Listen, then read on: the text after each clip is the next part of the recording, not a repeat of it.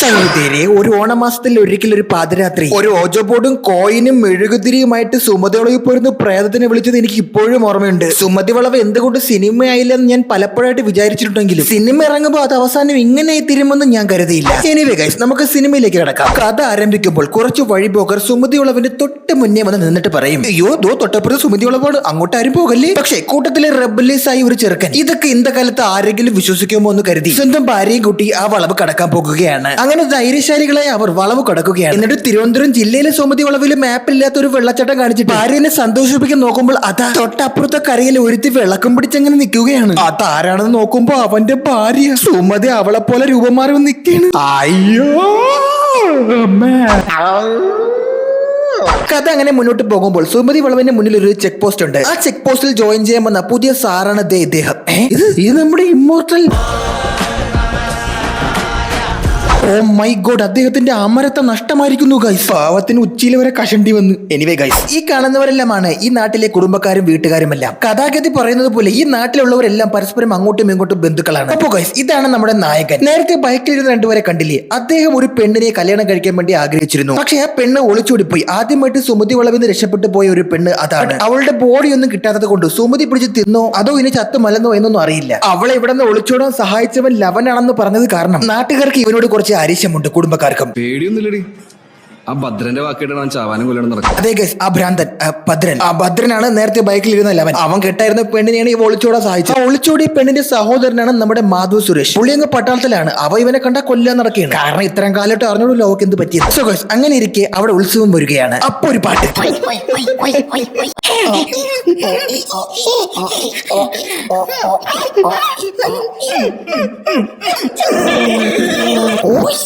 So guys, അങ്ങനെ ആട്ടവും പാട്ടവും ഒക്കെ തകൃതിയായി നടന്നുകൊണ്ടിരിക്കുന്ന ഇടയിൽ അവിടെ കൊട്ടാമെന്നൊരു ചെണ്ടക്കാരന് പിറ്റേ ദിവസം രാവിലെ വേറൊരിടത്ത് പണിയുണ്ടെന്ന്. രാത്രി 8 മണി കഴിഞ്ഞാൽ പിന്നെ ഒരു ഒറ്റ മനുഷ്യൻ പോലും സുമതി വളവ് കഴിഞ്ഞ് പോകില്ലല്ലോ. ബട്ട് അവൻ പറയും, സുമതിയൊക്കെ ഉറങ്ങി വെറ്റി വെച്ച് സെമിത്തേരിയിലൊക്കെ ഉറങ്ങാൻ കിടക്കുന്നവനാണ് അവൻ. അവൻ എന്ത് സുമതി, അവൻ നേരെ വഴി കടന്ന് അങ്ങോട്ട് പോകാൻ തീരുമാനിക്കും. അങ്ങനെ അവൻ സുമതി വളവിൽ എത്തുമ്പോഴേ പുറകിൽ നിന്ന് ആരോ ചെണ്ട കൊട്ടുന്ന പോലത്തെ ഒരു ശബ്ദം. മകരി പേടിച്ചോടാൻ നിൽക്കുന്ന അവന്റെ മുന്നിലെ ഒരു പാതി വെന്ന് നീണ്ട അൽഫാം കിടക്കണം. എടാ കിഴങ്ങി തിരിഞ്ഞു നോക്കാതെ ഓടടാ മണ്ട. അപ്പോഴേ ഓടി തള്ളാതെ ഈ മൊണ്ണ അവന്റെ കുഞ്ഞമ്മ നിക്കണക്കല്ലേ ഓടാതെ അവൻ തിരിഞ്ഞു നോക്കാൻ പോണം. മീൻവെയിൽ കേസ് നമ്മുടെ നായകനില്ലേ, നായകൻ ആരെങ്കിലും സ്നേഹിച്ച ആ പെണ്ണിന്റെ കല്യാണം അപ്പോഴങ്ങാവും. അങ്ങനെ എക്സിന്റെ കല്യാണത്തിനൊക്കെ പോയി ചോറ് വിളമ്പിക്കൊണ്ടിരിക്കും. പഴയ കാര്യം പറഞ്ഞ് ദേണ്ട ഇവന്മാർ ഇവനിട്ട് ചൊറിയും. കൊണ്ടാൻ വന്ന അവനുണ്ടല്ലോ ഓടിച്ചെന്ന് പിടിച്ചു മാറ്റി എവനിട്ട് ഒരെണ്ണം അങ്ങ് പൊട്ടിക്കാൻ ശ്രമിക്കും. ബട്ട് അൺഫോർച്ചുനേറ്റ്ലി അടി മിസ്സായി കൊള്ളുന്നത് ദിവൾക്കാണ്. അടി കൊണ്ട് അവളുടെ കഴുത്തോടി 2 പല്ലുവരെ പറഞ്ഞു പോകുന്നു.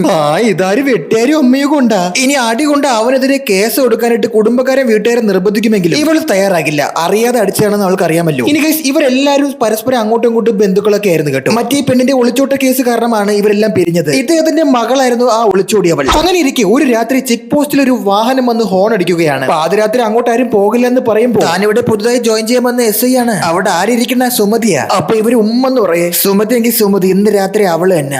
ചെല്ലടാ ചെന്ന് കേറിക്കൊടു. അങ്ങനെ സുമതി വളവിനകത്തോട്ട് കയറുമ്പോഴേ വണ്ടി അങ്ങ് ബ്രേക്ക് ഡൗൺ ആവും. ആശാ സൈഡിൽ മൂത്രമൊഴിക്കാൻ വേണ്ടി ഇറങ്ങിക്കുമ്പോൾ സുമതിയുടെ പ്രേതം ജീപ്പിനകത്ത് കയറും. എന്നിട്ട് സ്പോട്ടിഫൈയിൽ നല്ല പ്ലേലിസ്റ്റ് അങ്ങ് ഇടും.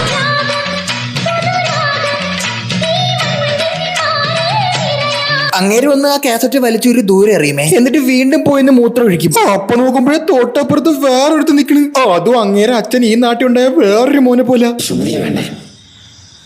സുമതി വേണ്ട, ഒരു സുണ്ണാമം വേണ്ട, ഓടിയേ മതി എന്ന് പറഞ്ഞ് ഓടാതെ ഇവനൊക്കെ അവിടെ നോക്കിക്കൊണ്ടിരിക്കും. അപ്പൊ സുമതി ചീപ്പം കത്തിക്കും. എന്നിട്ട് ഒരു ചിരി. പക്ഷെങ്കിൽ ഗൈസ്, സുമതി ആരെയും കൊല്ലൂല. ഇങ്ങനെ പേടിപ്പിച്ചൂടെ ബോധം കിടത്തി ഇട്ടതേ ഉള്ളൂ. പിറ്റേ ദിവസം രാവിലെ ഇപ്പൊ ഫോറസ്റ്റ് ഡിപ്പാർട്ട്മെന്റ് ഒന്ന് അങ്ങനെ വിളിച്ചെണീപ്പിച്ച്. ഇങ്ങനെയൊക്കെ പ്രേതത്തിനെ കണ്ടിട്ട് ഇങ്ങനെ അറ്റാക്ക് ഒന്നും ചത്തില്ലല്ലേ. സോ ഗൈസ്, അങ്ങനെ ഇരിക്കും നമ്മുടെ നായകൻ അടിച്ച് പെടലി വിളിക്കുക പെണ്ണൊരു ടീച്ചറാണ്. ആ സ്കൂളിലാണ് നമ്മുടെ നായകന്റെ അനന്തരവള് പഠിക്കണേ. ആ പേരും പറഞ്ഞ് അവളെ കാണാനായിട്ട് ഇവ അങ്ങോട്ടില്ല. ഇവന്റെ ഒരു ക്രഷ് അടിച്ചവളടുത്ത്. അപ്പൊ അവളെ സഹോദരൻ അതേ സ്കൂളിലാണ് പഠിക്കുന്നത്. ഇനി ഇവക്കൊരു അനിയനുണ്ട്, ഈ ചെറുക്കൻ. ഈ വിടല വന്ന് അവന്റെ പെടലി അടിച്ച് തിരിക്കും. അനിയന്റെ കയ്യിലിരിപ്പ് കാരണം ഇവളങ്ങനെ അവനോട് സോറി പറയാൻ വരികയാണ് ഗൈസ്. അങ്ങനെ സ്വാഭാവികമായും അവർ പരസ്പരം ഇഷ്ടത്തിലാക്കുകയാണ്. അപ്പൊ വീണ്ടും ഒരു പാട്ട്. അങ്ങനെ ഇരിക്കെ ഒരു ദിവസം ഇവർ പുറത്തു പോയിട്ട് വരുമ്പോൾ രാത്രി 8 മണി കഴിഞ്ഞു പോകും. 8 മണി കഴിഞ്ഞാൽ പിന്നെ സുമതി വളവിലോട്ട് കടക്കാറില്ലല്ലോ ആരും. അന്നേ ദിവസം ഇത്തിരി കള്ളം കുടിച്ച് വെടിയിറച്ചൊക്കെ നിന്ന് ചെക്ക് പോസ്റ്റിൽ തന്നെ കൂടാമെന്ന് അവർ കരുതും. അയ്യാ പെണ്ണുമുള്ള പേടിപ്പിക്കാനായിട്ട്.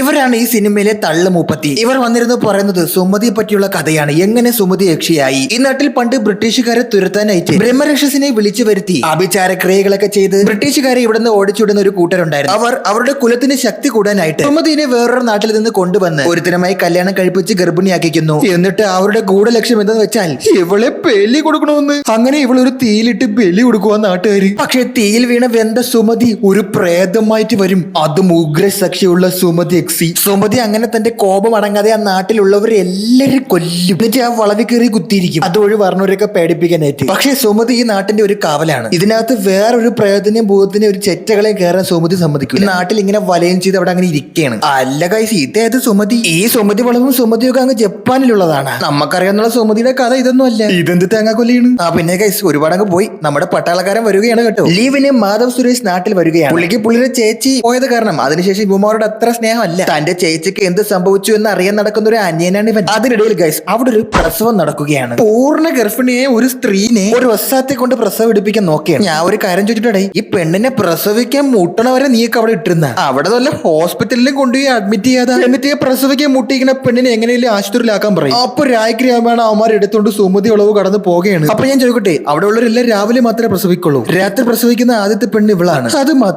ഇത്രയും വെളിച്ചുള്ളൊരു രാത്രി ഞാൻ ആദ്യമായിട്ടാണ് കാണുന്നത്. ആ ആകാശമൊക്കെ നോക്കും വെള്ളമായിരിക്കണം. രാവിലെ ഷൂട്ട് ചെയ്തിട്ട് അത് എഡിറ്റ് ചെയ്ത് രാത്രിയാക്കി വെച്ചേക്കണ്. വെറും ഒന്നാളെ. അപ്പൊ സുമതി ഒരു മരം മുറിച്ചിട്ട് ഇവരെ വഴി തടയുകയാണ്. അവരെല്ലാരും കൂടി ഇറങ്ങി ആ തടിയെടുത്ത് മാറ്റുന്ന സമയത്തിനിടയ്ക്ക് സുമതി നമ്മളെ പ്രസവിക്കാൻ കിടന്ന ചേച്ചീനെ അടിച്ചോണ്ട് പോകും. അങ്ങനെ ആ നല്ല വെളിച്ചമുള്ള ഇരുട്ടത്ത് ഇവന്മാരെല്ലാം കൂടി കാട്ടിക്കേറിയ പെണ്ണുമ്പിള്ളെ തപ്പയാണ്. അപ്പൊ സുമതി കുറച്ച് കുസൃതി ആകാമെന്ന് കരുതി ആദ്യം ബാലു വർഗീസിനെ പറ്റി. പുള്ളി നോക്കുമ്പോ വയറും താങ്ങി പിടിച്ച് നമ്മളെ അക്കനെ സുമതി വളവിൽ ഇല്ലാത്തൊരു വെള്ളച്ചാട്ടത്തിന്റെ മോളിൽ കയറി നിന്നിട്ട് എടുത്ത് വെള്ളത്തിലൊരു ഡൈവ്.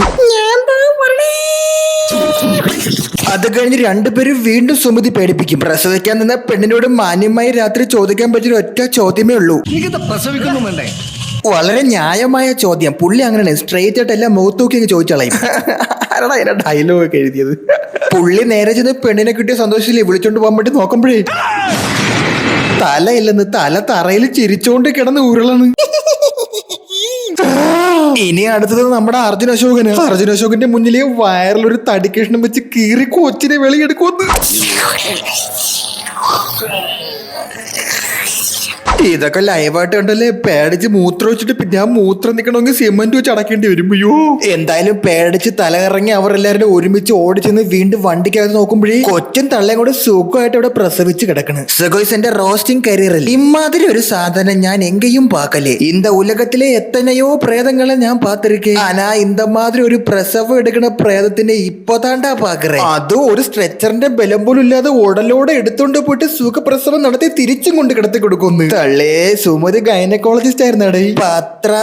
മീൻവെൽ ഗൈസ്, നമ്മുടെ കമിതാക്കളെ ഈ പോലീസുകാരൻ പൊക്കുകയാണ്. അത് അറിഞ്ഞതും തൊട്ടടുത്ത മുഹൂർത്തത്തിൽ തന്നെ ഇവളുടെ വീട്ടുകാർ ഇവളെ കല്യാണം ഉറപ്പിക്കും. അത് ആരുമായിട്ടാണെന്ന് അറിയാമോ? ലവൻ ഭദ്രൻ. ഇവളെ ചേച്ചിയാണ് അവൻ ആദ്യം കെട്ടായിരുന്നത്. അപ്പോഴല്ലേ അവൾ ഒളിച്ചോടി പോയത്. ഇവനുമായിട്ട് പ്രേമമാണെന്ന് അറിഞ്ഞത് കാരണം മറ്റേ വാശിയും കൂടെ ഉണ്ടല്ലോ, അതുകൊണ്ട് അവളെ പെട്ടെന്ന് കെട്ടിക്കുകയാണ്. പക്ഷെ ആ കല്യാണത്തിന് അവൾക്ക് ഇഷ്ടമല്ല. അങ്ങനെ ആ പെണ്ണും പോവലെന്നുള്ള സങ്കടത്തിൽ അടിച്ച് ഫിറ്റായിരുന്ന നമ്മുടെ അളിയനെ ഈ മനുഷ്യൻ കുറച്ച് ഒറ്റമൂലി എന്ന് പറഞ്ഞ് കഞ്ചാവിന്റെ ഹാഷ് ഷോയിൽ എടുത്ത് കൊടുക്കും. നല്ലതാ, അടിച്ചതിന്റെ ദുഃഖമൊക്കെ മാറുമെന്ന് പറഞ്ഞു കൊടുക്കും. എന്നിട്ട് ഇവന്മാരെല്ലാം കൂടി അത് അടിച്ചിട്ട് നേരെ സുമതിയുടെ അടുത്ത് നിന്ന് കയറി കൊടുക്കും. പാവം സുമതി എന്ത് പിഴച്ച അവിടെ പോയിട്ട് സുമതിനെ പൂരെ തെറിയവന്മാര്. അപ്പൊ നോക്കുമ്പോഴും ഒരു പുക വന്ന് മൂടിയിട്ട് കുറെ ബാമ്പു ബോയ്സ് നിന്ന് അതിനകത്ത് ഡാൻസ് കളിക്കും. അങ്ങനെ സുമതി ഇവന്മാരെ പേടിപ്പിക്കും. പിറ്റേന്ന് രാവിലെ ബോധം തെളിയാതെ കടന്ന അവരെ ഫോറസ്റ്റ് ഓഫീസിലോട്ട് ഇവരെല്ലാവരും ചേർന്ന് എത്തിക്കും. എന്നിട്ട് വീണ്ടും കഥ ഇങ്ങനെ മുന്നോട്ട് പോവുകയാണ് ഗൈസ്. അപ്പോഴാണ് ഒരു നാടകീയ സംഭവം അരങ്ങേറുന്നത്. ഇവനല്ലേ ഭദ്രൻ, ഇവ അത്ര ശരിയല്ല. ഈ പെണ്ണുമ്പിള്ളയും കൊച്ചുമില്ലേ, ഇവരെ അവൻ ഉപദ്രവിക്കാൻ നോക്കിയിട്ടുണ്ട്. ഇവള് ആദ്യം സത്യം പറഞ്ഞ ഭദ്രന് ഇവിടെ ഒരു തിയേറ്റർ ഉണ്ട്. ആ തിയേറ്ററിലാണ് ജോലിക്കുന്നത്. ആ വൃത്തികെട്ട ഞരമ്പ് രോഗി അവളെ മാത്രമല്ല അവളെ കൊച്ചിനെ വരെ ഉപദ്രവിക്കാൻ നോക്കിയ വൃത്തികെട്ട കാപാലികനാണ്. ആ കലിപ്പിൽ അവൻ നേരെ ചെന്ന് തിയേറ്ററിൽ കയറി ഭദ്രനെ എടുത്തിട്ട് അലക്കും. ഇവ ഒരടി അവൻ അടിക്കുമെങ്കിൽ ഭദ്രൻ ഒരടി ഇവൻ ഇടിക്കും. ഇവൻ ചാടി ഭദ്രനെ ചവിട്ടുമെങ്കിൽ ഭദ്രൻ മല പടന്നടിച്ച് താഴെ ഇങ്ങനെ വീഴും. എന്നിട്ട് അവനെ പിടിച്ചെണീപ്പിച്ച് മൂക്കാമണ്ടൊക്കെ ഇടിക്കാൻ ശ്രമിക്കുമ്പോഴത്തേക്കും ആരോ കൈ പിടിച്ച് ആരത് അച്ഛൻ കൈ പിടിച്ച് അവിടെ വെച്ച് ഭദ്രം കെട്ടാൻ പോണ പെണ്ണ് ഇവന് തമ്മിൽ പ്രേമത്തിലാണെന്ന് പറഞ്ഞ തന്ത അവന്റെ കരണത്തിലിട്ട് ഒരെണ്ണം പൊട്ടിക്കും. എന്നിട്ട് പറയും ഈ കല്യാണം ഞാൻ നടത്തി കൊടുക്കണം നായ, നീ കാരണം ആ കുടുംബത്തിൽ നിന്ന് നേരത്തെ ഒരു പെണ്ണ് ഇറങ്ങിപ്പോയത്, ഒരു തന്തയുടെ വിഷമം നിന്റെ അച്ഛനെ മനസ്സിലാവോള. അങ്ങനെ ഡയലോഗ് അടിച്ചിട്ട് അങ്ങനെ അങ്ങ് പോകും. അപ്പോഴാണ് കഥയിലെ ഒരു ട്വിസ്റ്റ് ഗൈസ്. നേരത്തെ പറഞ്ഞില്ലേ ഭദ്രൻ കബളിപ്പിക്കാൻ ശ്രമിച്ച കൊച്ചുമാ തള്ളയും അവര് ദുരൂഹ സാഹചര്യത്തിൽ ആത്മഹത്യ ചെയ്യപ്പെട്ട നിലയിൽ കണ്ടെത്തുകയാണ് അവരെ. പക്ഷേ പോലീസ് അത് ആത്മഹത്യയാണെന്ന് പറഞ്ഞ് എഴുതി തള്ളു. സംഭവം വേറൊന്നുമല്ല, കൊലപാതകമാണ്. ഭദ്രനാണ് ഇവരെ കൊന്ന, ഇവനാണ് കൊന്നതെന്ന് നമ്മുടെ നായകനറിയാം. പക്ഷെ ഒന്നും ചെയ്യാൻ പറ്റില്ലല്ലോ. മാത്രവുമല്ല മറ്റേ പുതിയ SIയും ഭദ്രന്റെ കൂടെയാണ്. പാവം പട്ടി, ആ പട്ടിക്ക് ഞാറുണ്ട്. ശേഷം അവിടെ നമ്മുടെ ഭദ്രന്റെ ഇവന്റെ കാമുകിയുടെയും കല്യാണം അരങ്ങേറുകയാണ്. അവിടെ സങ്കടമൊക്കെ ഉള്ളിലൊതുക്കി പാചകപ്പുരിലേക്ക് കയറി ചോറിന്റെ ഊണിന്റെ പണിയൊക്കെ താൻ നോക്കാമെന്ന് വെച്ച് അങ്ങനെ നിൽക്കുമ്പോഴാണ് രണ്ടെണ്ണം സങ്കടം മൂത്ത് അടിച്ചിട്ട് അവിടെ കിടന്ന് ഡാൻസ് കളിച്ചില്ലല്ലോ എന്ന് ഓർത്തത്. അപ്പൊ തന്നെ ഒരു ഫുൾ ബോട്ടിൽ അകത്താക്കിയിട്ട് അളിയനും അച്ഛന്മാരും കൂടി അവിടെ കിടന്ന് സങ്കട ഡാൻസ് കളിക്കും.